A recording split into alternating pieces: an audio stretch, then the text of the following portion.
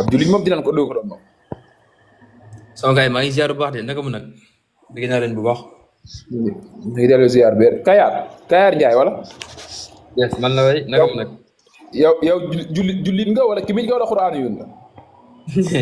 yow ni nga ma nuyoo doon ma sax naka dimanche bi naka samedi bi. damaa xam lan la gul nga ba pare bala laa nuyu damay xam lan nga ba pare. waaw mais mën nga maa nuyu yow tey boo dee woon ak tubaab mën a jàmm sant yow di nga woon sa culture sax. culture sénégalaise jàmm sant ab tubaab nga man bu dee fekkee ab jullit nga. waaw mooy fekkee ab jullit nga asalaamaaleykum laa lay wax damaa xamul lan nga ba pare rek yàlla nuyu lan nga. non mais man nga ma wax naka nga def ci xanaa yow wolof nga di. mais na nga def man na nga def man du ma ko nuyu man li ma yàlla sant laay def yow lan wax ma lan nga rek booy. timit nga wala. ba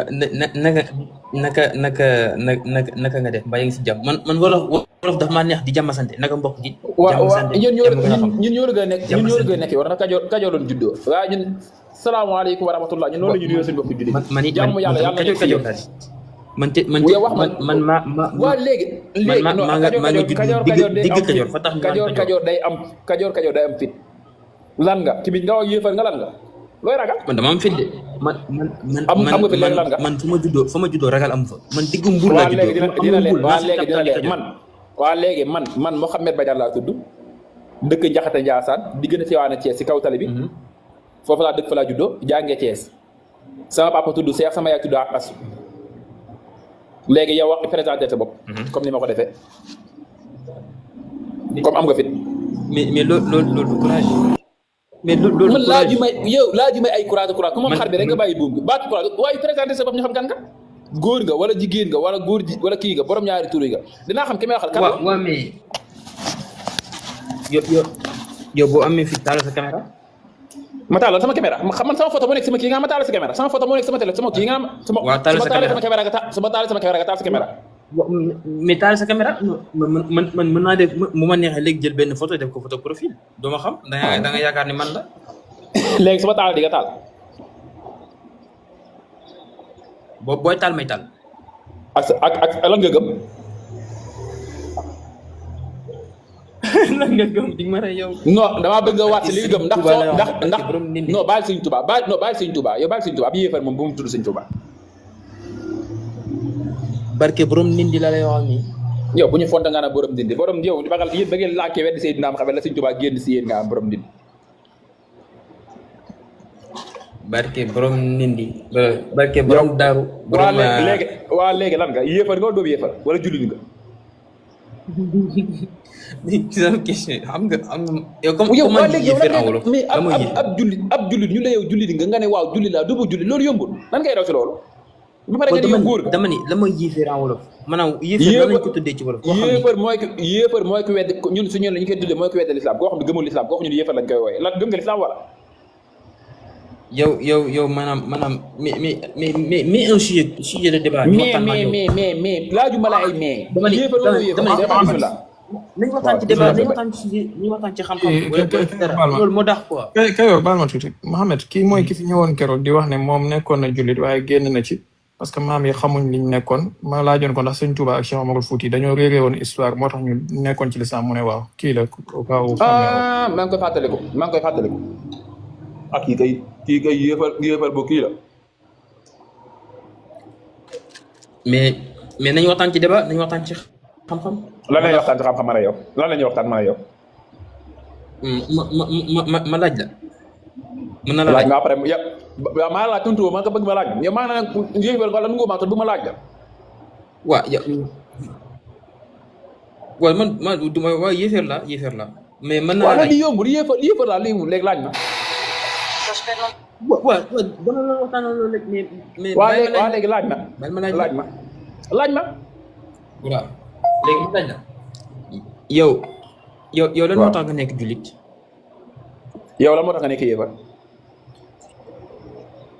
mais xam nga ni neexul quoi waaw léegi ma nekk jullit waaw ok neex ma moo tax ma nekk jullit neex ma non lii du argument yow lan moo tax nga nekk yow laaju argument danga maa laaj tax ma nekk ko man la neex ma nekk ko de su ma neexul ma bàyyi de damaa neex xam nga yow man neex ma bet ñaareel bi la fa seen maam yi bàyyi li suñu maam yi bàyyoon yenn maam yi comme neex am nga droit takk sa rakk bu jigéen waaye déglu ma comme neex am nga droit takk rakk bu jigéen déglu ma rek non bu dee lii de moom amul sens quoi man damay laaj lan moo tax nga nekk musulman waaw damaa neex loolu ke damaa neex non mais maanaam il faut nga mais xam nga lépp loo gis. man laajoo ma ay argument boo ma laajee argument ma dinaa la indi da nga ma lan moo tax nga nekk jullit man la neex ma. voilà mooy première question léegi waaw léegi maa war a tontu léegi man maa war a poser question lan moo tax nga nekk yéefar. lu tax nga génn si l'islam sax lu tax nga génn si l'islam. waaw fay sa micro dégg moom boo bëggee mën naa argumenté mu jeex amoo problème boobu voilà. li tax ma génn ci lenn la j'ai appris mon histoire je savais que sama ay maam. waxal li maam wolof da laa neex waxal wolof. man dégg ma français. bàyyi ma expliquer rek dama ni dama jàng sama mbatit xaw ma woon sama mbatit xaw ma woon may kan dama daan voilà man lépp la daan def man ma jàng naa diine jàng naa laxtari jàng naa asma jàng naa muhaddim jàng naa risala jàng naa ibn ashir jàng naa mustasaru Cheikh Al Khalil jàng naa maanaam lépp luy fiq lépp luy permettre nit lépp luy dimbali nit mu xam diineem jàng naa ko mais dafa am lu nga xam ni maanaam jànguma ko woon mooy xam may kan xam sama mbatit xam naka la diine ji duggee biir islam diine islam ak diine chrétien xaw ma ko woon léegi bi ma jàngee sama diine ba xam may kan xam sama mbatit nata la tegalante woo ci laa ni man ndekete li ma nekk nii du sama histoire jàmbur la mooy histoire naar yi la histoire arabe yi la ma ni naa ko fi tegoo ma teg ko fi ni ñukk ni yàq bu naqari dem jël la nga xam ni mooy li nga xam ni mooy man parce que tey jii man sénégalais la africain la dégg nga tey jii sénégalais buy julli Makka lay jublu Makka dëkku arabe la du dëkku africain sénégalais buy julli arabe lay wax langue arabe la du langue sénégalais. suñu référence yëpp maanaam suñu royukaay yëpp ay naar d'accord léegi nan taxaw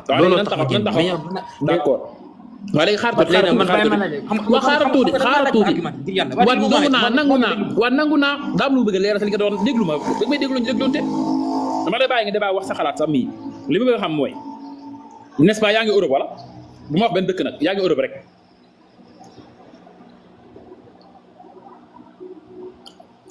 Kayar nga ni yaa ngi Europe n'est-ce pas waaw nga ni yaa ngi Europe laa actuellement maa ngi Canada. yaa ngi Canada ok xaalis moo la fa yóbbu n'est-ce pas wala jàng rek. wala da ngay jàng foofu. ok da ngay jàng xam-xam. d'accord jàng xam waa léegi amul problème waa léegi dina leer da nga ne ñun histoire arabe lañ topp. ok histoire arabe lañ topp d'accord léegi bismillah baax na Canada dañ jàng histoire Sénégal. salaamaaleykum. waaleykum salaam léegi Canada ndax dañuy jàngal histoire Sénégal.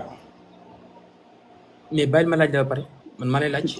Canada da nga ma laaj ma tontu. waaw d'accord da ngay débat wax sa xalaat ngay débat. da nga ma laaj ma tontu.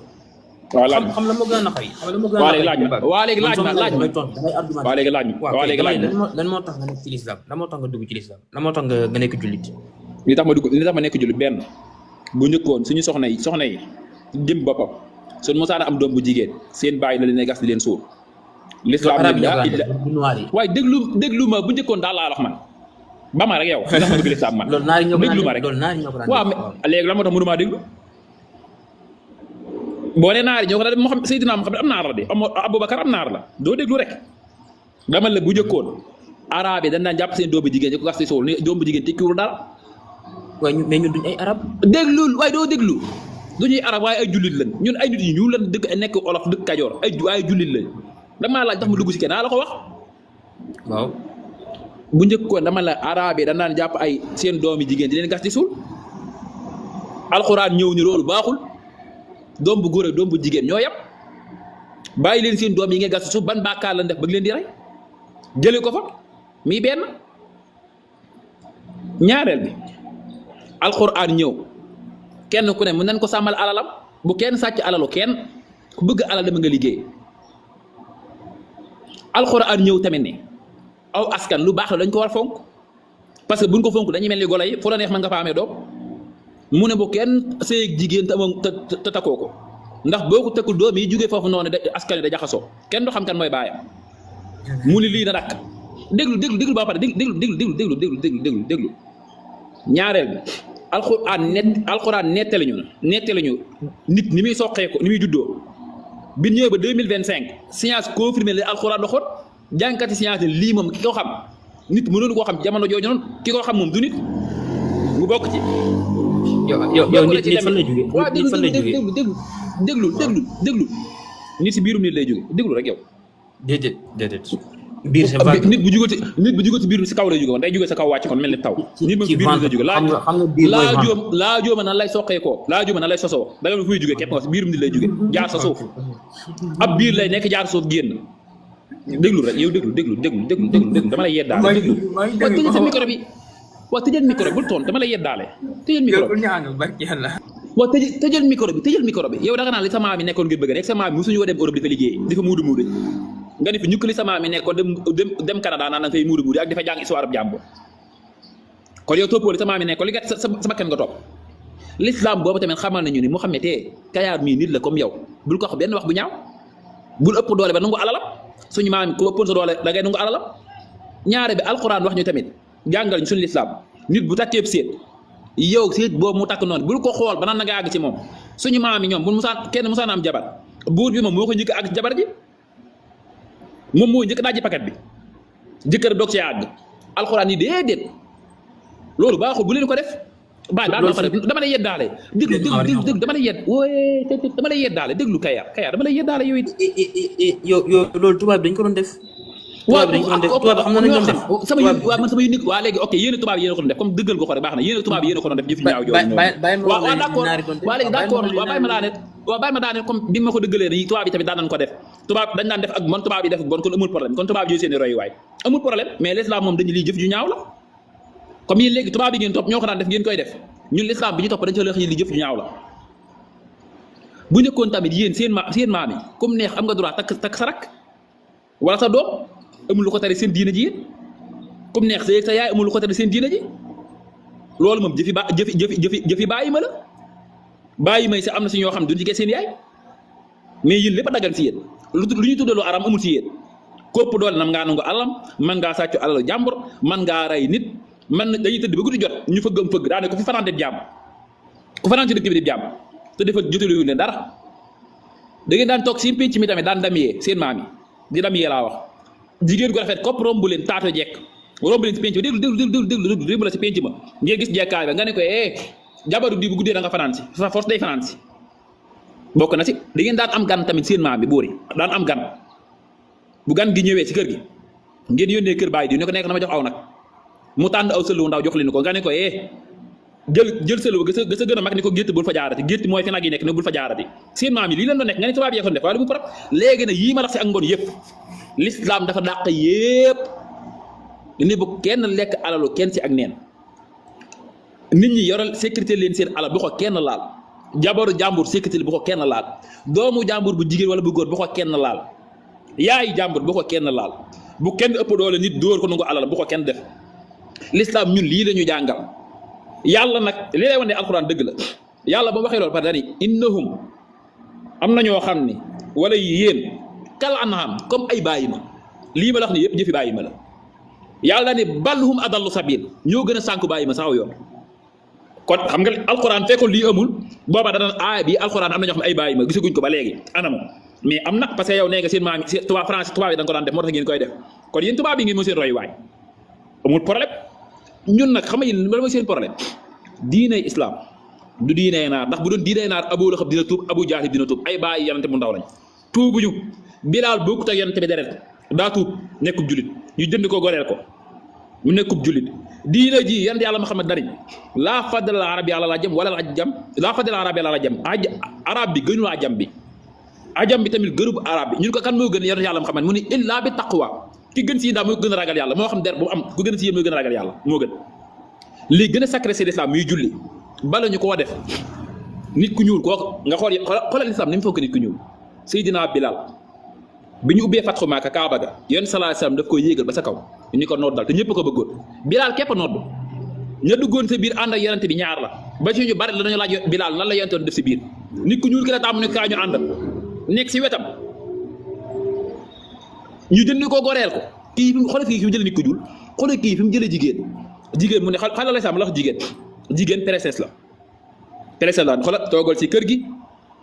sangool ba set defaral ba jekk defar say wee bu sa nijaay wàccee nga toppatoo ko sa jëkkër bu ko mënee toggu loowuñ la yàq loowuñ la fóot loowuñ la kan moo la koy defal lislaam ni utal ko ab jànk mu koy liggéeyal sa soxna na moom princesse la def ko princesse lii la lislaam fekkoon yéen nag seen maam yi dan daan rey léegi kii rey ak ki ko def princesse ni ko tooga bu la def kan ñoom ñaar kan moo si lislaam léegi naa la bàyyi wax sa xalaat damay laaj rek waaw la moo tax yonent bi defoon loi yi yëpp la moo tax mu def ko fekkente ni naari ay nit ñu baax lañu woon kay jarul muy def loi yëpp la moo tax mu interdit yëpp la moo tax mu tere woon yii yëpp naari d'accord question bi leer na yonent bi dafay ñëw fekk fi naari nekk ñu bon yonent daa ñëw fekk naari nekk ñu bon d'accord nag yonent daa ñëw déglul daa ñëw fekk naari nekk ñu bon di def lu bon moom mu nekk seen biir nekk ko baax defar leen ban mel ni moom wala ban jike ko loolu la réussir daa fekk ñu bon déglu naari ñun la mooy suñu yoon ñun waaw waaw naa laaj lu suñu yoon naa wax lu suñu yoon wa ma arsalnaaka illaa kaafatan linnaas waaw li sama yoon man nit laa du ma bàyyi ma xam nga yow bàyyi ma nga war sa yoon nekku ci mais yàlla dañ ko ma arsalnaaka illaa kaafatan linnaas dama laa yebal ci boole mbindee ma laaj la moo tax chinois déglu diine ji la moo tax chinois déglu chinois yi am nañu nekk jullit am nañu nekk wolof yow yaa ngi ne ab wolof nga biyee fër man a wolof laa jullit la réew moo dem am nay jullit kon loolu amul problème chinois yi am nañu jullit ba bëgg ñu tegal leen vidéo léegi chinois yi am nañu jullit Brésil gi am nañu ça c'est les Ouïghours Amérique am nañu jullit c'est les Ouïghours les Ouïghours mooy ñi nga gis chinois yi am nañuy jullit nga ne mu ñuy jullit yow doo bàyyi ci ñi ma yàlla gi mais waxuma 100% mais xam nga sama ne 100% moo amul si àdduna yàlla sax amul 100% ñëpp bëgguñu ko ndax yow bi daa nga bañ yàlla xam nga sama ne la chinois di waaw mais damay laaj léegi yow la moo tax yonent bi defoon loi yi yëpp laay laaj la moo tax mu tegoo li tax mu def loi yi yëpp ak mbon la bëggoon mu jógee moo tax mu def loi yi yëpp moo naar yee bonoon naar yi yëpp ñoo bonoon naar yi waaye ñun topp ñuy naar waaye léegi ñun topp ñuy naar ab yenn lañ topp ñun Mohamed xaaral kii waxtaan bismillah Mohamed may ma tuuti rek waaw bismillah waaw Kayor maa ngi lay nuyu naka mu yow maa ngi lay ziar bu baax waaw jaajëf waay yéen ñaata yéen débat par force soo fekk naar boo xam ne mi ngi jéem a jubati ay naar nga dem ci diina jooju non defal naa ko bàyyi di jooy naar yi yow xanaa da nga bëgg naar yi nopp la wala c'est quoi tu cherches l'amour des arabes wala lan la en fait non lu ci yoonam laa xamul attends defal naar non yow yaa fi waxu naar depuis sànq mais oui parce que fi waxu naar ku dul yow déglu ma Mouhamed lu leer la wax yow yaa ko posé ay questions yu dama ni ko attends mon frère léegi nañ waxtaan yow tu as dit yow tu as attends waaw ok loolu c'était toi et Mouhamed léegi viens man je veux juste te demander quoi parce que yow da nga dem jàng sa histoire nga xam ni que islam du dëgg nga génn ci non waxuma loolu mun naa la laaj fan nga dama ni du sama histoire loolu laa wax Kaya léegi dina leer 5 minutes bu wax bu ko dagg dina leer léegi ñaar kan moo am argument d'accord kii moom xam-xam naa ko déglu amul problème moom xam-xam damay saa d'accord nga pour débat moom laa amul problème man kay d'accord naa ok waaw non vite fait rek Kayor donc yow tu as lan nga wax sànq ci histoire pour que mu leer quoi bëgguma modifier sa ay waaw li ma wax leer mën naa ko waxaat dama laaj Mohamed dama ne ko yonent bi histoire yi mu wax lim doon tere yëpp ñan la ko doon tere mu ne ma naari la ko doon tere ma ne ko lan moo tax mu ne ma naari non pas par rapport ak l'islam en fait sànq da nga ni yow bu nga demee ba xam sa histoire ci nga génnee ci islam sànq wax nga ko oui ou non waaw maa ko wax voilà léegi dama la bëgg laaj yow fan nga jàngee sa histoire quoi en fait waaw may ma man kay mën naa la ko étaler moo jax tak xam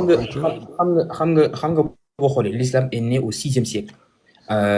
en Arabie Saoudite particulièrement à la Mecque à l'époque Arabie Saoudite amoon li amoon mooy Makka ak Medina ak ay je te parle de l'histoire des wolof man waxu histoire wolof yi laa lay wax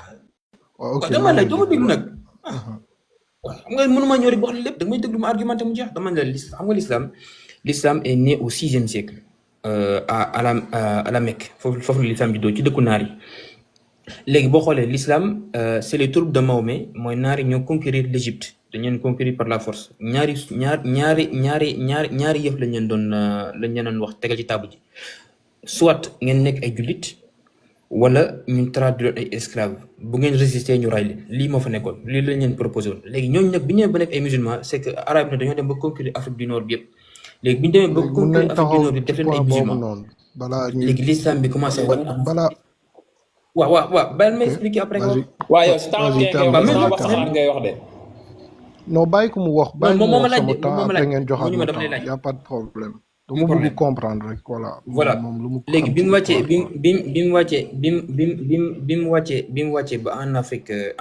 bi mu ñëwee ba Afrique du Nord après mu commencé wàcc ci Afrique de l'Ouest bi wàcc na ba en Afrique du Nord wàcc ba Afrique de l'Ouest diine ji noonu la duggee y a des conquêtes par exemple Cheikh Oumar Foutiyou Tall rey na 40 000 bambara pour ñu dugg ci l'islam 40 000 bambara pour les forcer à se convertir en islam maanaam daf leen a rey daf doon def guerre après pour wax leen ñu dugg ci diine ji par la force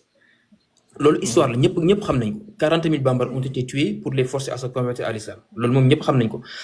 l'islam bi nag ni mu duggee biir Sénégal bokkul ak ni mu duggee yeneen Afrique l'islam bi muy dugg biir Sénégal xam nga Sénégal ni ñu leen manipuler dafa yomb boo xoolee ay sëriñ ñoo fi nekkoon léegi sëriñ si bi mu fi nekkee à travers la colonisation parce que il faut le dire les marabouts c'est eux qui ont permis aux Français de coloniser facilement le Sénégal ñoom ñoo ko permettre les marabouts c'était des alliés des Français dañ doon Sénégalais yu bari xamuñ ko l'islam noonu la fi propagé c'est les marabouts qui ont créé des confréries boo xoolee région yi ëppoon doole Sénégal tubaab bi teg nañ fa benn c'est à région bu quelle nekk teg nañ fa période benn sëriñ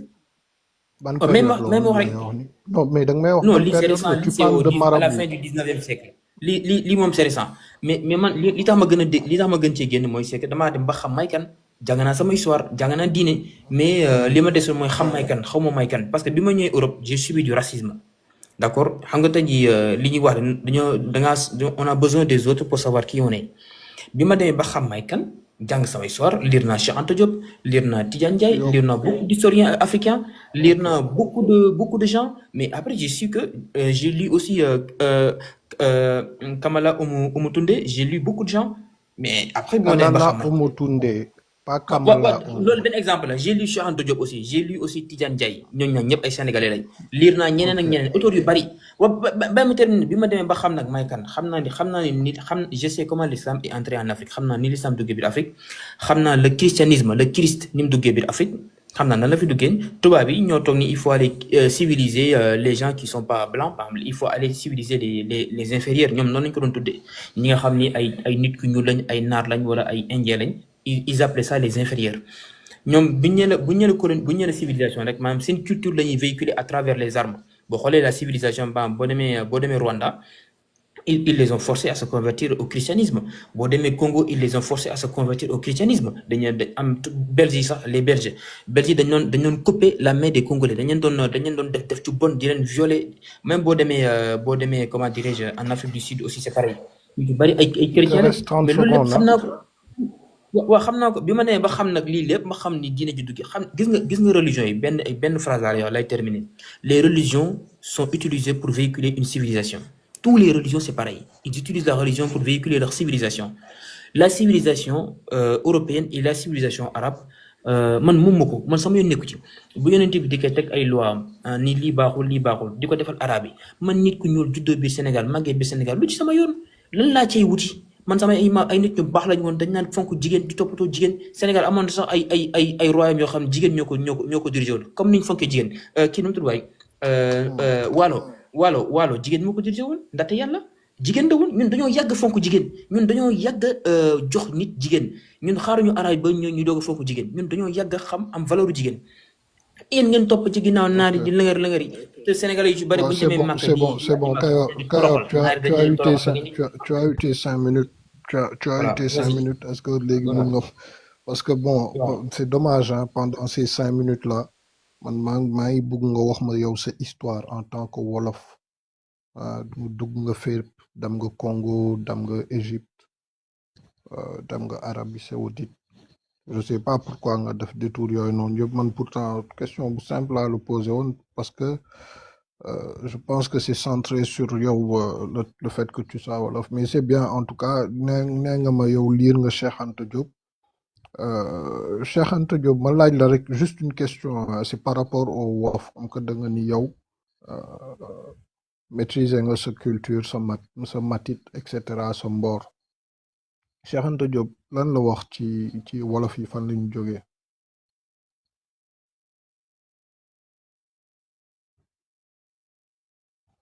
mais yow yaa da ngay argumenté yaa ma laaj Cheikh Anta Diop ñëpp xam nañ li mu wax ci li jikkalee wolof c'est il vient de l'Égypte antique loolu ñëpp xam nañ ça c'est une question simple mais argumenté attends Cheikh Anta Diop fan la waxee ni que les Wolofs viennent de l'Égypte ancienne. Non, ci l'islam la ñu wax ci civilisation bul génn sujet bi non bul génn foofu am yow da ngay poser question non écoute-moi mon frère tu parles de l'islam moi je parle des Wolofs et de ton histoire si tu veux pas ce format-là écoute-moi si tu veux pas ce format-là il y a pas de problème tu m'as posé une question j'ai argumenté mais dinaa ñëw ci li nga wax lépp attends écoute dinaa ñëw ci li nga wax lépp par rapport à l'introduction de l'islam en Afrique, il n'y a pas de problème, mon frère. Mais si tu veux qu'on discute, man, tu sais, on me ben problème. Mais répondre à la question que vous posez une sank. Man m'a posé une question, man, tu peux poser une question. Je vais venir. Attends, non, sank ba légui ñu poser question. Répondre à la question me pose Mohamed dama ni. Li nga wax par rapport à li nga wax par question boobu la moo tax nga nekk jullit loolu laa laajoon répondre ba pare. Loolu la ñu waxtaan Ça, c'est pas la question que tu as posée. On t'a donné 5 minutes. On t'a donné 5 minutes. Ouais, waxal légui yow répondre. J'ai déjà répondu. Wax naa la lan moo ci dugal. Indi naa la historique bi. Wax naa la li ma ki ma doon wax naa la ki ma doon léegi. Déglu ko mais attends, tu peux fermer ton micro un petit peu. Déglu ko. Tu peux fermer ton micro un petit peu. Man dam la laaj benn question sur l'origine des Wolofs nga ni ma Cheikh Anta Diop il a dit que les Wolofs viennent d'Égypte. Ma laaj la ci ban livre la ko bindee tu peux pas me le dire nee nga nag lire nga livre Cheikh Anta Diop li ngay wax c'est totalement faux Cheikh Anta Diop il a jamais écrit lettre pour lettre les Wolofs viennent d'Égypte et même su dee daf ko wax loolu c'était une hypothèse léegi ma ñëwaat tuuti ci li nga wax par rapport ak l'introduction de l'islam en Afrique tu dis que ça a commencé en Égypte et tu dis qu'il y avait des violences et tout là ça c'est totalement faux si nous demee xool ci source historique man yu ma yor fii nii léegi nii rek de les contredire les phases de l'introduction de l'islam en Égypte dafa am nu mu fa demee dafa amoon contexte copte yi ñoo fa nekkoon yor ñoom di yor seen diine mu nekk diine christianisme donc muslim yi buñ fa ñëwee déjà ñoom ay byzantin lañ fa fekk te byzantin yooyu noonu dañ doon persécuter copte yi parce qu'il y avait l'église byzantine et il y avait l'église copte ils étaient opposés et ces coptes là ñoom ils étaient persécutés par les romains byzantins loolu mooy réalité bi donc les troupes islamiques attends ferme ton micro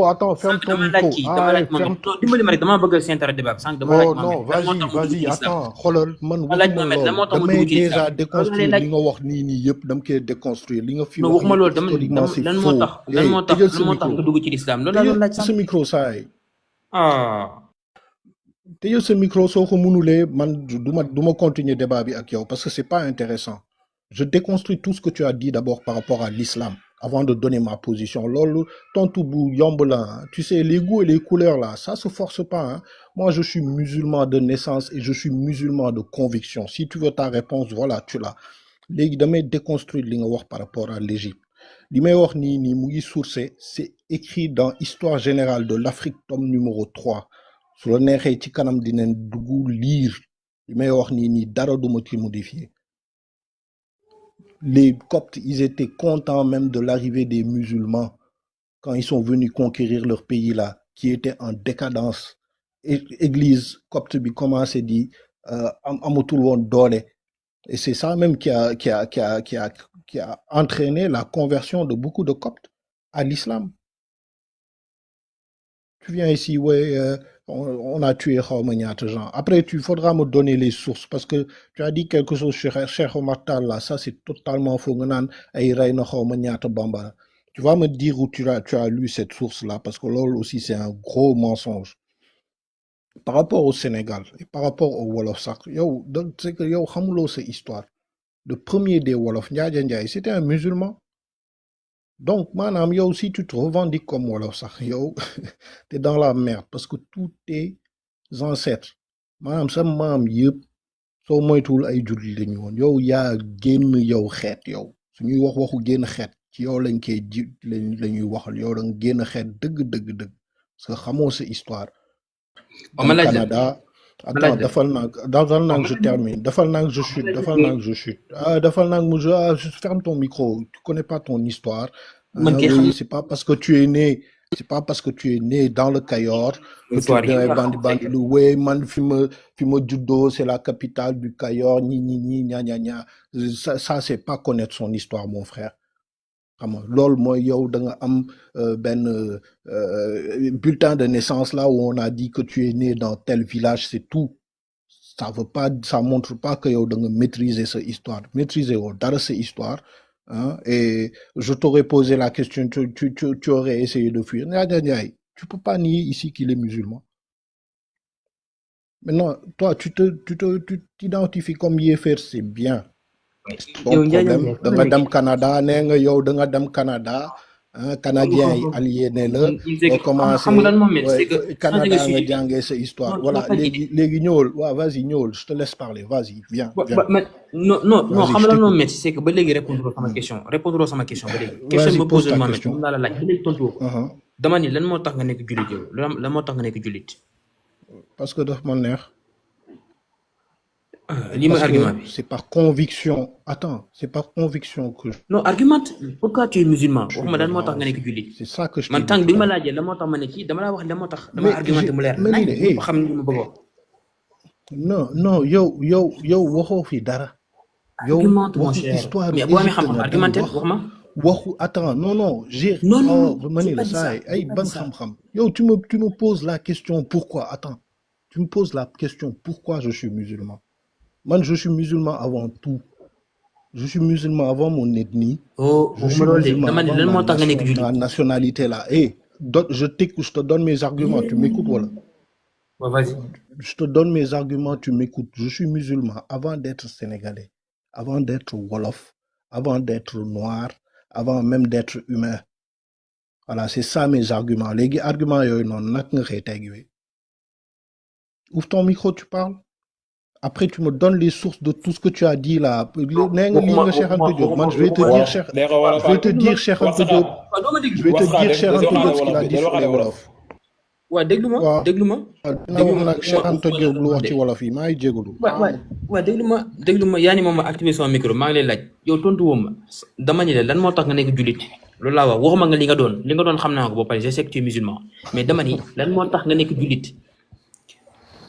man tey jii bi ma sànq Mohamed laajee dama ko dem Canada dama ni ko parce que je voulais avoir une meilleure éducation je voulais aussi gagner un peu d'argent pour mieux gagner ma vie parce que yaakaar naa ni su ma demee Canada fa la sama ay mbir di gën a baax yaakaar la voilà moo tax ma laaj yow lan moo tax nga nekk jullit sànq bi ma laaj lan moo tax nga nekk jullit ba pare génn ci argumenté na ko ñëpp dégg nañ li ma wax mais yow lan moo tax nga nekk jullit quelles sont les raisons qui fait que aujourd'hui toi tu es musulman voilà argumenté boo amee xam-xam oui mais parce que islam daf ma neex man islam bi ma xam fii Sénégal islamu jàmm la attends ferme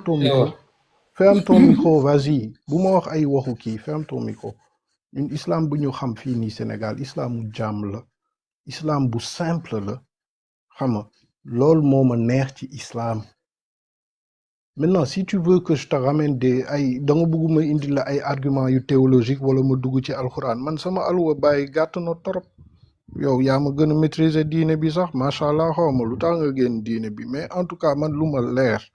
mooy ni que cinq piliers de l'islam yi maa ngi koy jëfe te man loolu rek moo ma soxal sax en général ci l'islam loolu rek moo ma soxal voilà donc léegi mes arguments ils sont là xoolal l'islam islam waaw peu importe y a pas de problème Mohamed indil keneen ko am niveau parce que peu importe yow daal nee nga fi liir nga ay livre Cheikh Anta Diop Mohamed dëgg lay wax de wallahi razim man xasuma kenn mais kii amul niveau xamul sax ni ma ko daan ndeysaan dama ne lan moo tax nga dugg ci l'islam nga naan ma ay man ponk l'islam mais yow moi attends écoute man yow nag nga ma mënee laaj man naka laa duggee ci l'islam man je suis wolof waaw lan non waxuma naka nga ci duggee non sama ay maam yëpp déglu ma dama ni. sama ay maam yëpp ay jullit lañu woon lii moo tax ma juddu nekk jullit. Oh, mais j'ai pas dit ça. Ça, c'est les conséquences. dafal naa deuxièmement dama màgg jàng daf am ay expérience yoo xamante ni yow peut-être que amoo ko sax ba am conviction ni que islam mooy diine bu wóor bi mosuma ci am doute sax mosuma ci am doute. mooy diine bu wóor bi. ouais c'est tout waaw qu'est-ce que tu veux que je te dise. Mohamed da nga bëgg ma wax Mohamed la ngir yàlla bàyyil Mohamed wax yow Mohamed sax la ëpp niveau. non mais Mohamed du débat Mohamed du débat. Mohamed wax rek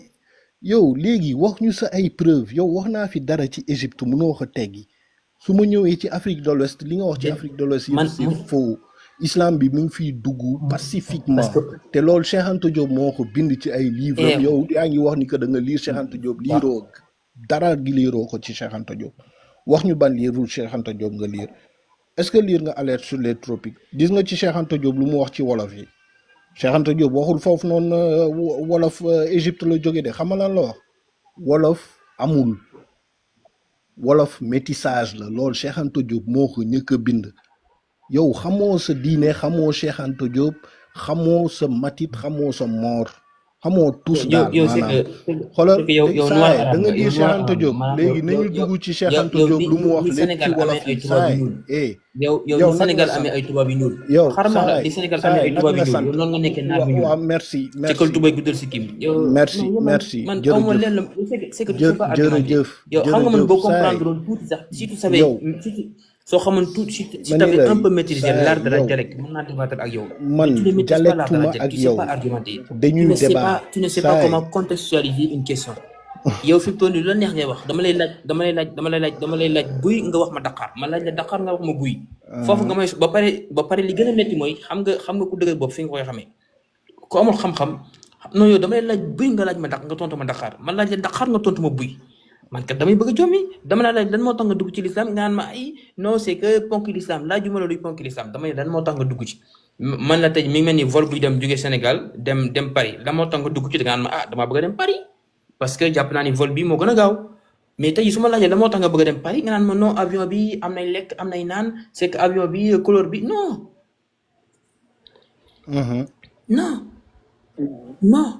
il faut que tu me donnes des arguments, ce qu'on appelle l'argumentation maanaam nga mën a wax ju leer nañ bu ñu toojee bu nga xam nga laaj baax na mais mën a tontu dafa am solo nga dégg wax xam wax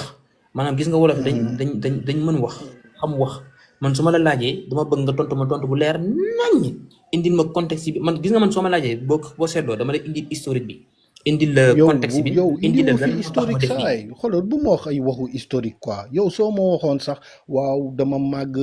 dem daara ñu may dóor ci daara bi ba ma nekk di jooy ma dégg alxuraan ma dem kaaw ma tasek benn ate lool soo ko waxoon sax man ma mun waxtaan ak yow mais yow la nga fi wax yow waxu Égypte nga fi wax waxu waay ay xawma lan El Hadj Omar Tall tey rey na taal moo tax mu génn islam saay xoolal waxoo fii dara c'est le tour de Mahomet. J'ai dit que c'est le tour de Mahomet qui ont conquis l'Égypte. C'est ce que j'ai dit. ci loo xamante ni yow loolu moo la génnee islam lan nga fi wax ay Cheikh Anta Diop nga fi tudd Tidiane Ndiaye nga fi tudd ak xawma kan nga fi tuddaat je sais même plus bref en tout cas daal saa yow waxoo fi dara ci lu leer loo xamante ni moo la génne islam man waxuma l'islam rek de man waxuma l'islam rek de christianisme man lan moo ma bàyyi ci l'islam saa lu ma bàyyi ci l'islam mooy ci l'islam laa dugg ci islam laa juddu islam doy na ma islam convaincre na ma les goûts et les couleurs ça se discute pas la couleur bleue ça te plaît ma laaj la mën naa laaj benn question comme nan nga tontu question couleur bu bleu neex na la lu tax nga bëgg couleur bu bleu moi j'ai non xoolal li muy wax xam nga les couleurs et les goûts ça se discute pas ça c'est une phrase que tu connais déjà mais dama la laaj non mais question rhétorique laa la laaj voilà c'est comme la religion ça se discute pas ça mu ni la religion ça se discute pas su la neexee nag ñu wax historiquement mu ni la su la neexee ñu wax historiquement de l'islam man laajuma la ndax l'islam neex na la ci waxtaan man loolu de laajuma la ndax l'islam neex na la wala neexul dama la laaj ndax dama la laaj lan moo tax nga dugg ci l'islam loolu la laaj lan c'est quoi tes raisons pourquoi nga dugg mais islam lan moo tax te ji nga dem ba mag yow xanaa déggoo lim la xam tontu xamee ni ah man religion bi ci lay nekk ndax lii ak saay lii ak lii ak lii yow déggoo ma dama juddu nekk jullit màgg jàng comprendre nga di nga seen théorie cartésien yooyu noonu ngeen di jéem a teg man maa leen ko gën a moxol loolu maa leen ci jiitu saay xoolal seen esprit man dañ scientifique yow da yi ngaa ngeen di ñaax wax ak seen esprit historique yi ngeen di wax noonu yëpp tegoo leen ko ci dara doo leen ay scientifique doo leen ay historien seen ay wax naar tegoo leen naar ko ci naar benn naar ya source leen dugaloon ci diine sax léegi ñu ngi naar génn la Arabie waaw Saoudite naar la ñu ngi en tout cas organiser ay man daal lu championnat ma leer Arabie Saoudite léegi lu ñu ma ngi leer organiser ay championnat football ñu ngi léegi organiser ay concert léegi Kayar lan mooy différence waaw naar ak arab ak islam. merci beaucoup man gis nga nag man bu ngeen ma laajee damay tontu bu leer nañ may leen ma nag waaw man nag d'accord loolu bëgg moom su ma leen laajee ngeen tontu bu leer nañ waaw comme man ni man ma ba ma tontu laajee dinaa tontu leer nañ ñi ba ma laajee dinaa tontu waaw leer man nañ kay waaw désactiver leen seen micro mais danga may may temps nag ma nettali ma wax il faut nga may parce que man nett su may wax damay bëgg a argumenté argumentation bu leer d'accord nettali yaa fekkee moo tax léegi nettali. voilà léegi damay bëgg ngeen may ma wax mu leer nañ voilà léegi différence naar ak islam ah non dañu man non l'islam différence non naar arab ak islam da moo see différence ñoom ñett bismillah. naar nga ni lan mooy différence naar ak akub arab ak islam lan moo see différence ñoom ñett. waaw xam nga d'abord l'islam c'est une religion l'islam c'est une diine la comme ni ngay wax ci wolof l'islam diine la la religion vient du mot grec qui s'appelle le mot religiare c'est-à-dire religiare ça veut dire relier des gens de même culture maanaam ay nit ñu bokk mbatit ñu boole leen ñu nekk benn religion loolu lay def day boole ñi nga xam ni ñoo yam gëm-gëm ñoo yam civilisation ñoo yam ni ñuy xalaatee voilà loolu mooy le mot religion donc la religion c'est une concept voilà c'est une concept en fait civilisationnel culturel loolu leer na ça veut dire religiare arab waaw loolu leer na arabe c'est une ethnie les arabes l'ethnie arabe comme ni nga amee l'ethnie négro-africain c'est-à-dire nous les africains comme l'ethnie caucasien ce qu'on appelle les européens tu vois et les asiatiques tu vois l'arabe c'est une ethnie maintenant naar nag xam nga naar souvent Sénégal li ñuy tuddee naar mooy arab aw xeet la waaw ethnie mooy xeet comme ni nga amee xeetu africain xam nga ay noir léegi arab xeet les européens leer na léegi naar mooy lan comme arab naar lan la waaw bàyyil ma wax la naar xam nga ñun ñoo tuddee arab yi de ay naar yi moom ay arab lañ benn la même ethnie bi la mais même appellation bi la c'est que ñun arab yi on Sénégal souvent bu ñu tuddee arab yi du ñu tuddee arab ay naar la ñeen tuddee comme tubaab ñu tuddee ay Franc-Nop non xaar Mauritanie ay naar la wala du ñuy naar non Mauritanie ay naar lañ mais duñ ay arab c'est pas des vrais arabes léegi Mauritanie ay naar lan du ñuy arab tàqale nga ko sànq fee nga ne naar ak arab yëpp benn la it ni lay doon non xam la moo tax waaw bàyyi ma wax la xam la moo tax man la ay naar lañ xam la moo tax waaw bàyyi ma expliqué la man wallahi xam nga Sénégal tey jii ñun Sénégal boo xoolee ñu ci bari tey jii boo nekkee thaïlandais wala nga nekk japonais wala nga nekk sud coréen sénégalais bi chinois la lay jàppee voilà d'accord tey jii ñun Sénégal européens yëpp ay tubaab lañ leen tuddee sénégalais mooy tuddee nit noonu c'est que boo gisee ma ni ay naar lañ c'est que ñun képp koo xam ni xeetu naar nga bokk souvent moo xam ay kii nu tuwaay ay berbère nga moo xam berbère nga wala ay amazigh wala nga nekk perse wala nga nekk arabe des vrais arabes souvent sénégalais bi naar la lay tuddee loolu tax ma ni naar la mais mauritanien am nañ ay Touareg mauritanien am nañ ay Touareg laajuma na am nañ ay Touareg wala am nañ ay tooli suuf wax laajuma loolu nanga ni ma mauritanien yi ay naar lan mais duñuy arab bu dee côté bële waa Arabie Saoudite nga waaye xaar déglu nga di ay naar lañ ay arab yëpp benn la te bu dee si Mauritanie nga tàqale ko waaw xaar pour question bi gën leer sa yow ndax français ak européens yi ndax benn la les français et les européens maanaam gis nga laajuma les français dama ne français rek français laa waxuma les français laa wax waaw bàyyi ma wax la kay am nga yow danga may laaj ba pare bëgg ma mettre pression danga may laaj jël bant ak sama ginnaaw moo waxee nga ni ma tay loolu tamit mënul nekk il faut nga may ma mani xam nga yaa ce que l'on appelle l'ethnie européen les caucasiens xam nga mi ngi mel tey nga ni les négro-africains tous les Français et les Européens sont du même ethnie c'est tous des caucasiens ils sont de ñoom ci waaso européen bi lañ bokk maanaam ay caucasiens lañ loolu ñu tuddee les caucasiens mais les Français et les Européens sur le plan culturel il y a des différences mais comme le Sénégalais et le Congolais xam nga tey jii ñun bokkuñu ni ñuy lekkee bokkuñu ni ñuy naanee bokkuñu ay langues mais ñun ñëpp ay noir lañ ay nit ñu ñuul lañ waaye nag. kon man ngaa nekkum naata doo nekkum arab. non naar xam nga naar xam nga tey mi ngi mel ni nga ni ma ni Sénégalais di tuddee chinois bi ak ni français bi di tuddee chinois bi. laajuma loolu nee ma mën ngaa nekkum naata du nekk arab nee ma non wala nga ne ma waaw moo la yar. non naar xam nga naar ak arab du boo ko naaree comparé du baax xam nga arab c'est une culture c'est une ethnie Mauritaniens c'est pas des arabes. laajuma sama question Mauritaniens ñëwaatagu si. dama ne ndax am naar ak arab benn la wala du benn nee ma waaw benn la wala nga ma du benn. mais non du benn voilà. du benn mu gën a gaw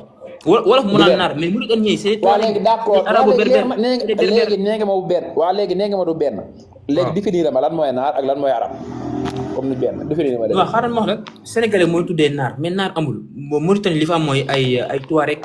ak ay. sa waay man laajuma Mauritanie xanaa doo dégg laajuma Mauritanie wala Mauritanie mu jege ak Sénégal tax. yow yaa ngi ma naar ak arab duñ benn léegi yaa ma ko wax. ma ne léegi comme duñ benn définir ma arab mooy lan naar mooy lan lii daal la laaj. nga ma Mauritanie. voilà moom mu jeex waa léegi bàyyi ma wax la. un arabe l'arabe c'est une ethnie. c'est une ethnie qui waaw xeet la bu nekkee en Asie sur le continent asiatique au Moyen-Orient maintenant nag naar boo xoolee Sénégalais ñi muy tuddee naar ñu ci bari en réalité duñu ay naar ay berbère lañ ay amazigh lañ ay touareg lañ ñoom ñu tuddee naar mooy ñi nga xam ñoo nekkee ci dans l'Afrique du Nord ñoom ñooy tuddee mais comme ça léegi amul problème marocains yi Sénégal ñi waa xaar d'accord algériens yi moo ñu waa léegi d'accord Sénégal ñuy tuddee naar duñu naar ay arab d'accord duñuy arab Sénégal ñuy tuddee naar duñuy naar léegi waa Màkka ay naar lañ wala ay arab lañ noonu ay arab lañ waaye kon duñuy naar kon c'est eux les arabes d'accord kon duñuy naar ñoom ok léegi kon fan waa léegi d'accord naa 100% yow léegi fan nga jëlee kon diine ñun suñu diine naar la fan nga jëlee loolu non diine arabe la je l'ai dit laajuma diine arabe li may leer dafa leen da nga yow suñu diine ji diine naar la fan nga jëlee loolu laa wax comme waa arabe si duñuy naar non diine arabe la diine arabe la bu ñu boo bëggee ñu dugg ci précision wax naa ko diine arabe la diine arabe la les arabes léegi li nga waxoon ni diine naar lañ topp loolu da nga koy teggi da nga koy dàq léegi non boo déggee ma ni naar la Sénégal naar la ñuy wax Sénégal duñu wax arabe. man du ma Arabie Saoudite naar non man ab Sénégal la te waa Arabie Saoudite bu lay wax naar man dama na Arabie Saoudite waa arabe ya man arabe laa leen di wax waxuma leen naar te man ab Sénégal la kon du ma ci boole. non nañu waxoon dëgg nag Sénégal nañu waxoon dëgg Sénégal dama ne man ab Sénégal la Arabie Saoudite laa wax man du ma leen wax dama ne man du ma leen déglul man ab Sénégal laa du ma leen woo ay naar Arabie Saoudite yow Sénégal européen nan la ñuy tuddee Sénégal laajuma européen américain Sénégal européen xam na la ñuy tuddee sud africain laajuma loolu laajuma européen laajuma Sénégal tubaab nan la ñuy tuddee ay xonk laajuma Asie déglu ma sa waay xanaa doo dégg laajuma européen laajuma africain laajuma waa Asie laajuma Australie laajuma kenn arabe laa laaj man comme nee nga arabe ak naar bokkuñu te yow nee nga suñu religion naar la léegi comme suñu religion naar la ci fan yan naar la jógee kon te Arabie Saoudite du ñuy naar ay arabe la léegi religion ba fan la jógee non l'islam c'est une religion arabe diine arabe la loolu laa wax léegi nekkatul diine naar kon non diine arabe la diine wax sa xaaral tuuti léegi mu leer ok nekkul diine naar diine arabe la léegi ban aaya alxuraan moo wax ni wala xadis ni diine ji diine arabe la du diine ñëpp du diine arabe la ban aaya ko wax. yow yaa neex yow yaa mës naa gis kuy véhiculer culture am naan sama culture bi sama waa dëkk rek ñoo ko moom non. léegi kan moo wax ni l'islam diine arabe la kan moo wax loolu. mais yow yaa neex. damaa neex man maa dàq lem soxla ma exemple yow yaa ni diine arabe la du diine naar dàq na diine naar diine arabe la kan moo ni diine arabe la kooku wax laa bi nga xam. kenn waxu ko. kenn wax ko kon li nga wax daa kàcc la kon. non ay gis am noo xam kenn du ko wax. sa gis-gis la yow may ndax fekk yow sa gis-gis. waaw déglu ma xam nga rek maa laaj damay déglu kay. waaw déglu ma wax la. maa lay déglu. dama ni kenn wax ko. waaw désactiver sa micro bàyyi ma wax. maa lay déglu barke yàlla maa lay déglu. dama ni gis nga sa ko appelle diaspora dama ni ba kañ mais da ngay bàyyi baatu dama ni bi nag yow nga dama ni rek. waaw non c'est que yow da nga may poser une question mais tu me laisses pas le temps d'argumenter clairement. léegi tëj naa sa micro waxal léegi wax pour mu am solo je pense que tu as fait la dissertation à l'école il faut savoir amener la contextualiser sa waay waxal ay olof man Kajoor laa dëkk nga dëkk Kajoor waxal olof waxal li fi maam yi daan wax. waaw may ma ngay bëgg rek culture yi jàmbur rek. yow da ngay jël saw yet tim ma di ma poser question mais da nga may wax bàyyi ma wax. waaw léegi bismillah léegi. boo bëggee ma wax question bi mooy man j'aime pas parler. wala xaaral ma li ma lay defal wala xaaral ma li ma lay defal nga xam ne man bëgg naa nga wax xaaral ma la rek xaaral ma léegi li ma lay defal nga xam ne man bëgg naa nga wax mais question bi na leer dama la koy répéter ba jox la temps bu doy léegi am nga 60 minutes une heure de temps. kan moo wax ne diine arabe la kan moo ko wax bismillah loolu mooy question bi. kenn waxu ko man maa ko man bàyyi ma wax la man kay da nga may déglu nag ma noppi da nga may déglu nag ma argumenté voilà. Je disais que le mot religion vient du mot religiare qui signifie relier des gens de même culture, de même civilisation. C'est ça le mot religion. loolu mooy diine maanaam baatu diine soo gis. waaw déglu ma wax la yow moom toppee ma la dara yow loo wax baax yow la neex wax maanaam le mot religion vient du mot grec qui s'appelle religiare, relier des gens de même culture. L'islam, il est né au 6e siècle en Arabie Saoudite à Makka foofu la l'islam juddoo bi mu amee doole boo xoolee au 7e siècle c'est les troupes de Mahomet qui ont conquis l'Égypte ils les ont forcés à se convertir à l'islam donc islamisé lañu te xam nga l'islam fu mu ñëw ñaari possibilité mooy am soit ñu proposer la nga nekk l'islam buñ gagné guerre bi wala ñu esclavagiser la les gens qui résistent on les élimine on les tue maintenant l'Égypte les troupes de Mahomet ils ont conquis l'islam ils ont conquis toute l'Afrique du Nord l'islam boobu nag moo wàcc ba Afrique de l'Ouest wàcc ba ci pël yi parce que boo xoolee il y avait les Touaregs ensuite au centre du Sahel il y avait les Peuls au sud vous avez les Bambara et les négroafricains. xam nga yow sa problème mooy lan man laajuma l'islam fan la duggee fii yow mës naa gis sa waay xaaral sa waay man bu dee yeew maa la gën a yeew junni yoon. waaw ba may dellu si yow ba may dellu si ba da ngay doog a dem. ba may yeew waaw léegi yow defal nag li ma laaj dafa leer man laajuma l'islam nu dugg Égypte nu dugg Mali li ma laaj dafa yomb kan moo wax di diine arab lii laa la laaj waaw kan moo wax di diine arab lii laa la laaj mais c'est quoi loolu mooy ban genre question yow tubaab bi ñu fi ñëw fii di ñu indi seen yaari ma diine arab léegi bu dul question la waa déglu ma bàyyi ma laajuma tubaab bi sama yoon nekkul ci moom yow yaari ma diine arab la ma laaj la kan moo ko wax léegi. waaye taw mais kenn waxu ko. léegi foo ko jëlee kon da ngay fen. loolu kenn du ko wax damay fen ñu continuer léegi d'accord da ngay fen ñu continuer. ban nit bu nitee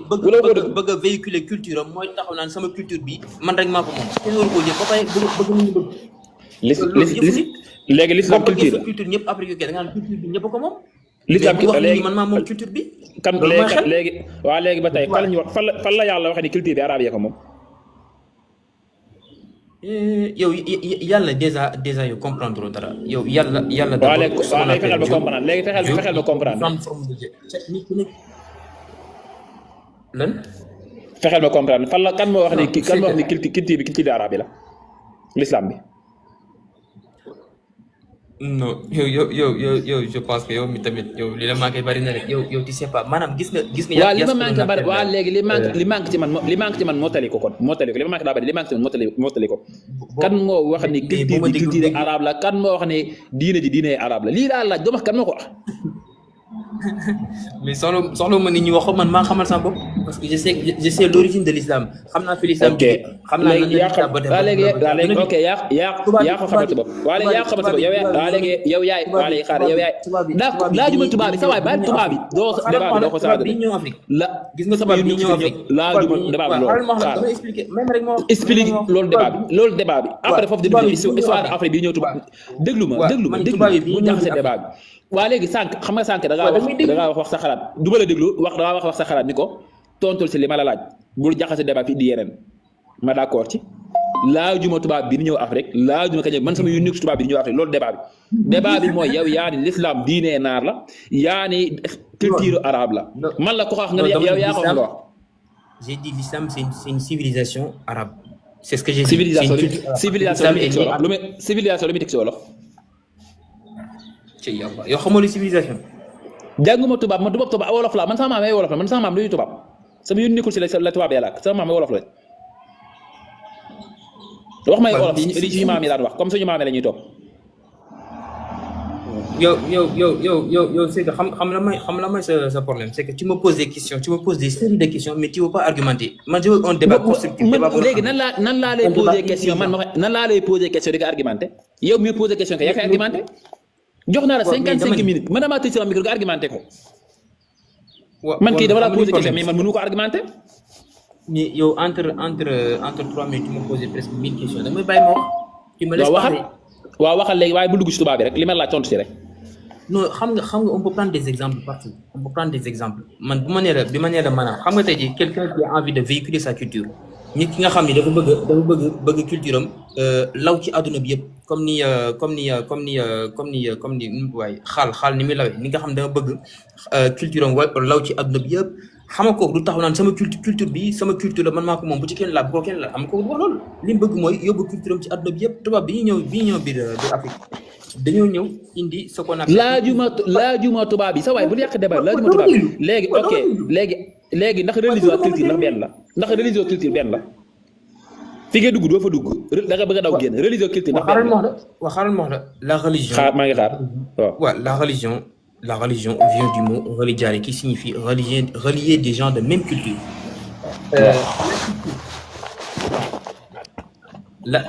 La culture et la religion, on ne peut pas les séparer. C'est pas possible. On ne peut pas séparer la culture et une religion. Ok léegi kon lan moo tax kon yow. waaw xaaral dama lay poser question foofu. non dama lay foofu noonu. kon lan moo maa ngi répondre question bi nga may laaj nga bëgg ma poser question. bàyyi ma terminer. La culture c'est une définition linguistique. La culture c'est une définition de territoire. Ma ne culture en fait. culture mooy lan culture mooy lan man xaw ma lii culture. wolof la saa wolof la sama maam yi laa topp Kajoor.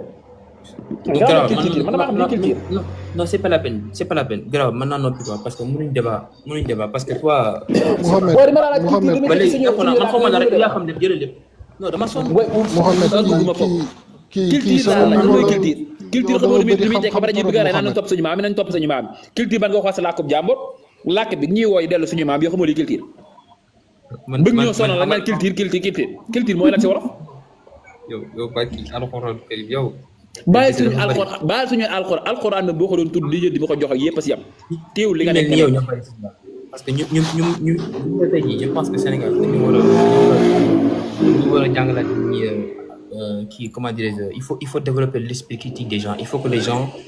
sortent de la religion un petit peu parce que booy wax ma génn ci l'islam bi mais maanaam il faut sortir du périmètre religieux il faut avoir l'esprit critique ñu jàngal leen loolu noonu nga bëgg di ba yamal xiyam daaw loolu nga bëgg noonu seen nga loolu nga bëgg noonu ba yamal xiyam daaw ndax seen kër ay jullit dafa nekk loolu nga bëgg noonu ba yamal xiyam daaw non daa déglu li may wax dama ni waxuma nga génn l'islam dama ni comment développer l'esprit critique des gens comment apprendre aux gens d'argumenter comment conceptualiser léegi argumenter mais culture mooy lan léegi argumenter la mooy culture si wolof argumenter ko na bàyyi gars yi wax parce que man maa ngi bëgg a sonn léegi sa temps bi des na de sa temps bi des na 52 minutes sa temps bi des na 52 minutes bu ko kenn temps bi des na 52 minutes non man damaa xaw a sonn damaa mar fi naa bàyyi gars yi wax ko moo gën. léegi lan moo la sonal mais c'est que débattre avec toi c'est compliqué. dafa compliqué parce que am xel ngay teg te bu dem xel ëppoo ma ko. non boo yaakaar damay ñëw naan ibnu kasir naa ne ibnu xajar nee na ibnu nangam nee na foofu nga yaakaar ne foofu laa jëm xel ngay indi xel laa indi comme yow. Mohamed suñ ceeb bismillah naa bàyyi gars yi wax naa bàyyi gars yi wax ma waxtaan ak Kajoor. suñ ceeb bismillah. Kajoor. waaw sëñ Thierno. na nga def. maa ngi lay ziar bu baax a baax. léegi yow man na maa wax ak yow man je peux débattre avec toi en wolof ou en français si tu veux. comme nu mu la neexee mën nañ débattre ci wolof wala français amul benn problème. jaxas de langue bi bu nu mu la neexee rek. waaw nañ ko defee noonu nga xam ni on sera beaucoup plus à l'aise comme ça. waaw daa yow lan nga ñu bëgg a expliquer que l'islam diiney arabe la wala diiney naar la wala culture jàmbur la c'est ça que tu veux expliquer. waaw xam nga sànq dañu doon waxtaan mag moom ma ni ko yow léegi lan moo tax nga nekk jullit mu ni ma neex ma ni ko loolu du argument léegi mu laaj ma ni ma lan mooy argument ma ni ko c'est que xam nga y a ce que l'on appelle en fait l'histoire xam nga kenn ku ne chacun apprend de son histoire xam nga les Chinois ils ont appris de leur histoire surtout en fait ce qui s'est passé avec les Occidentaux. Les Occidentaux ont appris leur histoire par rapport à ce qui s'est passé en Europe, sur le continent américain, etc. ma ne ko ñun tamit dañu am suñu histoire bopp et on doit pas l'oublier mu ne moom histoire intéressé ko moom li ko intéressé mooy jullit la bàyyam jullit la moom lislaam moo ko neex ma ne ko loolu du argument c'est ça loolu la ñu doon débattre dès le début mais nag wax sa xalaat daal di ñëw xam nga rek wax sa xalaat moom ça veut rien dire wax sa xalaat mooy je dis ce que je veux damay xalaat rek man kay awma benn xam-xam. Dire et qu'est-ce qu'on doit tenir de ce que tu veux dire tu peux nous dire ce que tu veux dire comme ça ñu on va t'écouter comme Mohamed joxoon na la 50 minutes bon mën na faa bañ a àgg sax mais léegi wax ñu li nekk ci yow ñu xam lan la qu'est-ce que tu veux nous faire croire en fait. waaw man dama ko doon wax ni que aujourd'hui à travers la colonisation ak ce qui s'est passé dans l'histoire parce que on a une histoire avec les arabes am nañ fuñ jaar ak arabes yi am nañ mbatit ak arabes yi on a une histoire avec les européens et c'est une histoire qui n'était pas très glorieuse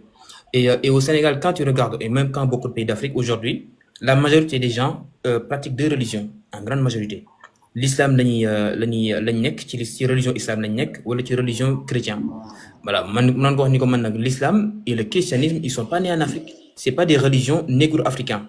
parce que quand tu regardes l'islam fait le judo il est né en Arabie Saoudite au 6e siècle le christianisme c'est une religion de Christ voilà donc c'est une religion de Christ particulièrement pratiquée par les Européens. En tout cas, là, c'est une culture occidentale, bien vrai qu'il est né au Moyen-Orient. Léegi ma ne ko ñun suñ histoire suñ ko xamoon dëgg fi ñu jaar ak tubaab yi ak fi ñu jaar ak naar yi buñ ko xamoon dëgg aujourd'hui on ne devrait pas avoir tous des prénoms arabes ou des prénoms occidentaux parce que Sénégal aujourd'hui ku fa juddu nekk jullit turu arabe lañ lay jox am na ñoo xam sax gëmaloon nañ leen yéen ay turu musulman ngeen yor mais turu musulman ça veut rien dire parce que Aboubacar Sadiq avant muy dugg ci l'islam Aboubacar Sadiq la tudd bi mu duggee ci l'islam Aboubacar Sadiq la tudd Ousmane pareil avant muy dugg ci diina ji noonu la tuddoon bi mu duggee ci diina ji noonu la tuddoon donc turu l'islam amul c'est de la manipulation ma ne ko léegi ñun la moo tax ñu bàyyi suñu ay aada ak suñu ay cosaan dem topp ñoo xam ni fi ñu jaar ak ñoom daanaka dafa métti parce que boo xoolee rek surtout dans les pays de l'Est tubaab bi naar yi bu mu sànni jënd ay esclaves ci roi africain yi ba bu ñu leen yóbboo li ñu njëkk a def mooy dañ leen di castrer te Tidiane Ndiaye dans son livre Le génocide voilé il a dit que 9 esclaves sur 10 mouraient de castration dañu doon castré benn moo ci daan dund mais boo xoolee même Bilal li tax mënu woon am doom c'est que dañ ko castré woon. parce que c'est dans quelle page. mais c'est dans quelle page. attends mais c'est dans quelle page du livre. mais c'est dans quelle page du livre. tu détruis mon fil de contrôle même rek ma terminer après ma laisse ok. ma ni ko léegi ñun lan moo tax parce que moi ça me fait mal lan moo tax ñu bàyyi suñu culture suñu tradition. di topp ci topp ci ginnaaw tubaab bi wala topp ci ginnaaw naar yi parce que aujourd'hui au Sénégal ñaari nit ñoo fa am c'est-à-dire le musulman et le chrétien on a plus les africains te man gëm naa ni suñu maam yi ay nit ñu baax la ñu woon ay nit ñu diñ la ñu woon li ñuy reprocher suñu maam yi di citer benn roi africain bu nga xam ni bu dit musaan takk jabar moo koy tëddee balaa ko jëkkëram tëddee mais loolu tubaab yi ñu ko daan def tubaab yi ak naar yi ñu daan def lu gën a bon loolu tubaab yi bu jigéen mosaan judd seen jabar mosaan am doom mu nekk jigéen wala naar yi dañ koy suul ndax jigéen dañ naan jigéen amul benn njëriñ ñun fii Afrique dañ naan gis jigéen ndaxte yàlla moo jiite woon le royaume du Walo jigéen la woon à l'époque man j'ai pas de leçon à recevoir sur les Européens sur les droits des femmes sur la parité j'ai pas de leçon à recevoir de eux amul benn Européen bu ma mës a wax ay droits comment dire d'humanisme les Belges ils coupaient la main des Congolais c'est eux qui ont génocidé les Indiens d'Américains moi j'ai pas de leçon à recevoir des Européens sur le plan humanitaire. Arabe aussi pareil amul benn arabe moo mën a jàngal lan mooy humanité. Il castrait les Africains quand ils achetaient des esclaves il les castrait. boo xoolee seen dëkk yi li tax Mohamed boo xoolee loi yi ni ñu ko tëralee ci l'islam rek nga xam ni naar yi ay nit ñu sauvage la ñoon ay nit ñu bon la ñoon parce que Mohamed boo gisee Seydina Mohamed loi yi mu tëri yëpp boo xoolee dans l'islam et dans le droit islamique da ngay xam ni naar yi ay nit ñu bon la ñoon donc li tax Mohamed tëral ko nii te amul woon si ñun c'est que ñun ay nit ñu baax la ñoon ay nit ñu correct la ñoon on savait vivre ensemble on savait vivre en harmonie donc loi yi yëpp li tax amoon woon suñu dëkk yi lii moo tax mais boo gisee loi yi yëpp amoon ci dëkku naar yi c'est parce que voilà il y avait des contextes il y avait des faits qui faisaient que les gens devraient mettre voilà devaient harmoniser la société pour que les gens puissent vivre correctement moi c'est ça mon argument. Thiedo, je te laisse la parole. Kayor allo yaa ngi may dégg wala. maa ngi lay dégg. waaw léegi en conclusion mooy en fait tu as fait un argument ok mais tu n'as pas conclusion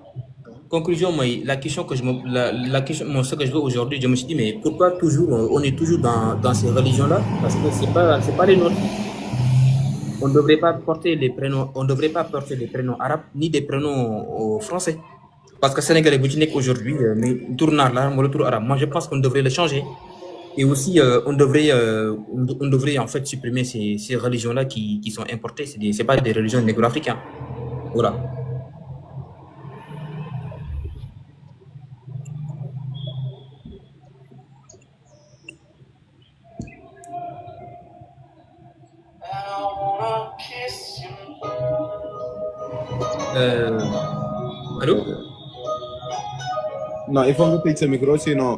damay déglu jaas bi ngay déglu ko wala Mohamed la. Mohamed doo tëj allo sa Kayor. micro. man de gisuma ko sax maay pousse si TikTok bi ma dajante moom. nekkul woon man Mohamed moo taal micro léegi déglu ok d'accord léegi yow Kayor vraiment xam nga déglu nañ la sans dagg la. waaw. déglu naa aussi sa argument.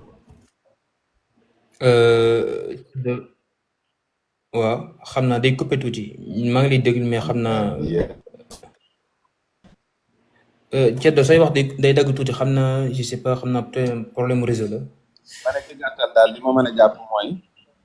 allo. waaw. yow da nga jàpp ne ñun diine ji ñu nekk. arab yi ñoo ko moom loolu yow moom mooy li nga jàpp. te jàpp naa ni aussi wala ñeneen ñi nga xam ne aussi.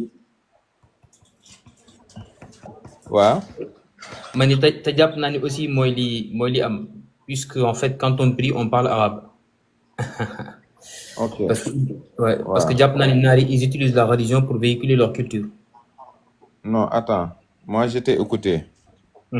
je t'ai écouté nga wax ba jeexal. je pense que vraiment d'après ton argumentaire génne nga li nga xam ne yépp mooy li nga war a wax loo xam ne ku ko dégg dina xam ne li ngay wax c'est fondé ou c'est pas c'est-à-dire c'est à nous d'apprécier de voir. Tu as parlé d'une date aussi c'est-à-dire tu as parlé de quelqu'un il s'appelle Mohamed je pense et tu as dit que c'est vers le 6e ou le 7e siècle c'est ça. Léegi avant le 6e ou le 7e siècle que faisaient les Arabes?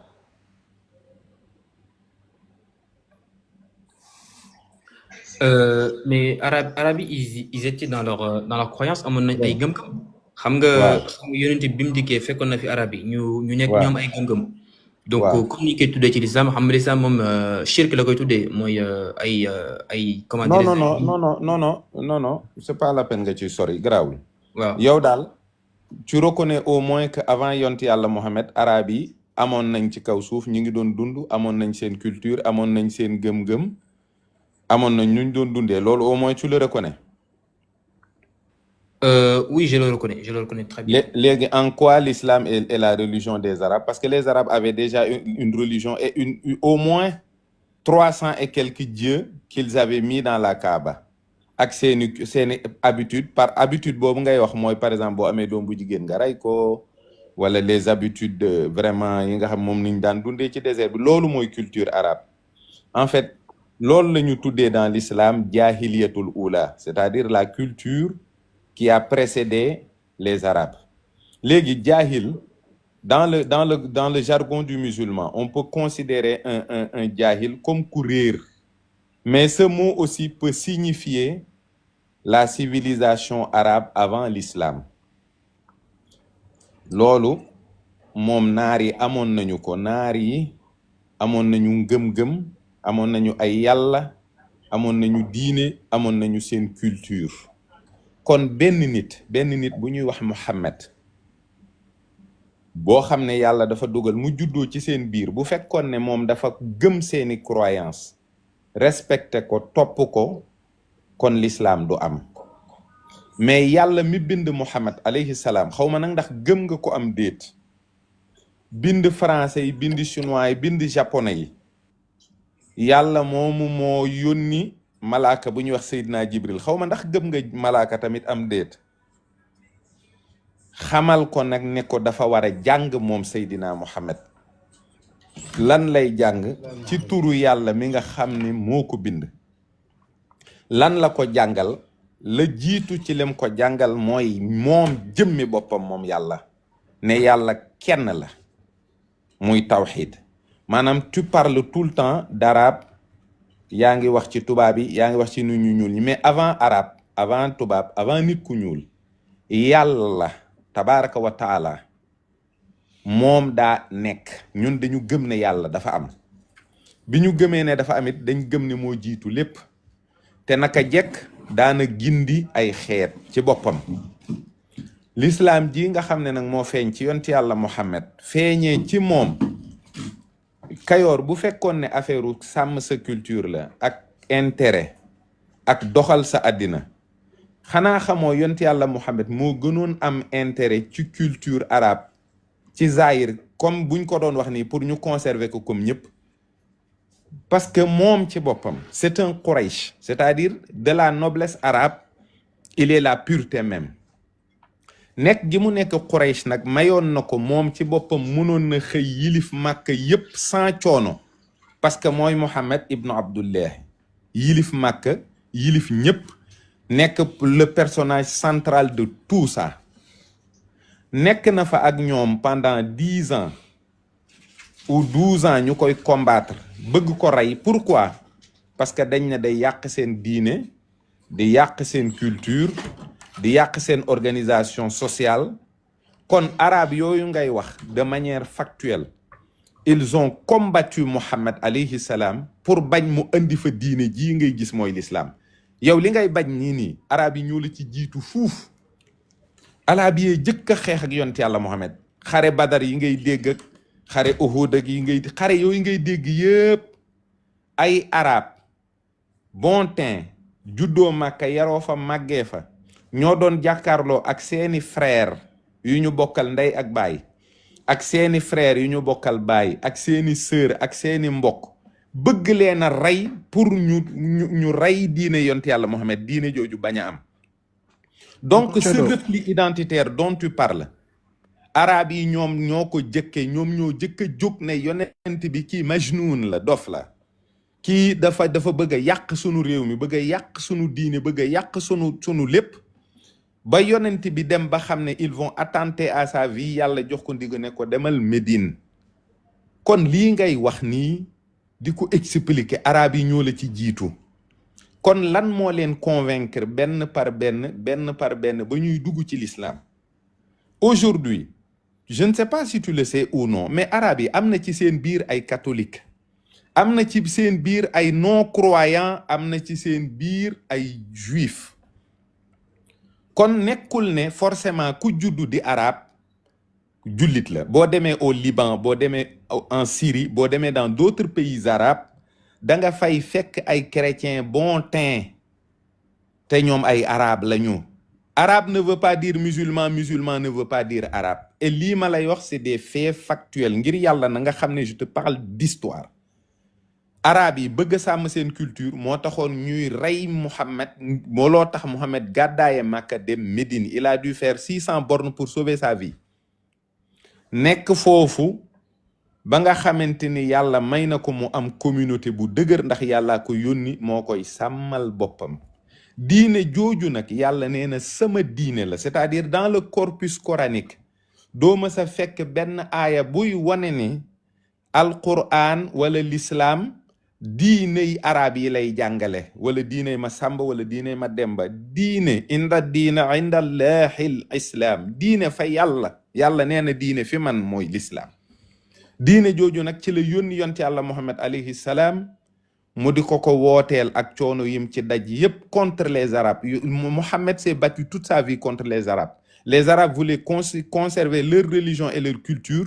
et Muhammad voulait leur apprendre la religion d'Allah vraiment donc première chose mooy je te montre de manière factuelle que cette religion n'est pas une religion arabe maintenant nag que Muhammad di làkk arabe vraiment su fekkee c'est ton gène ñun ça ne nous gêne pas du tout que yàlla ci boppam ne ñu léegi bu ngeen may jaamu bu ngeen jàkkaarloo ak man nee leen allahu akbar jàng leen fatiha jàng leen falaq jàng leen naas bu dee da nga ci gis problème ñun gisuñ ci problème Kayor tu as du mal à dire 2 phrases en wolof yaa ngi ciy dugal ay français